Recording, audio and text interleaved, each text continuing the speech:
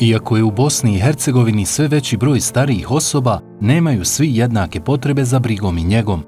Pored javnih i privatnih domova koji pružaju dugoročniju institucionalnu njegu, briga o starima se provodi i kroz različite centre za starije osobe koji pružaju dnevne aktivnosti za normalno socijalno funkcionisanje i zdravo starenje. Ono što je interesantno za centre za zdravo starenje jeste da pružaju niz aktivnosti, kako rekreativnih, tako kreativnih, edukativnih i zabavnih. Tako da imamo čitav jedan spektar aktivnosti gdje osobe treće životne dobi mogu kvalitetno da prevedu svoje vrijeme, sada kada imaju vremena za sebe, kada se otišli u penziju. Centar je nešto predivno i svakome bih preporučila da dođe, da se razonodi. Mnogima su djeca vani negdje u stranim zemljama, mnogima i nisu, ali imaju svoje porodice, nemaju sad toliko vremena za roditelje. Vježbe, to redovno idem, onda se družimo, sve više društva sam ovdje upoznala, ima sekcija raznih.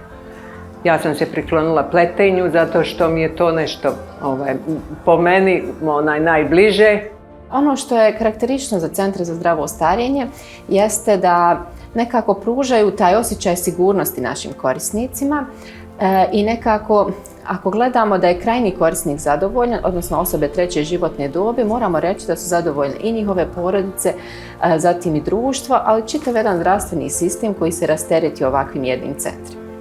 Moram se složiti sa činjenicom da nema dovoljno ovakvih centara u Bosni i Hercegovini. Danas svaka općina ima u Sarajevu centar za zdravo starenje, neke čak imaju 3 i 4 centra. Međutim, ideja centra za zdravo starenje bi trebala da se proširi i na druge gradove. Kako bi briga o starijima bila adekvatna, potrebna su sistemska rješenja koja će odgovarati različitim potrebama za njegu starijih, kako u urbanim, tako i u ruralnim sredinama. Također je potrebno unaprijediti kvalitet njege za starije osobe, što će pomoći rasterećivanju porodica i većem aktiviranju žena na tržištu rada. Briga je svih nas.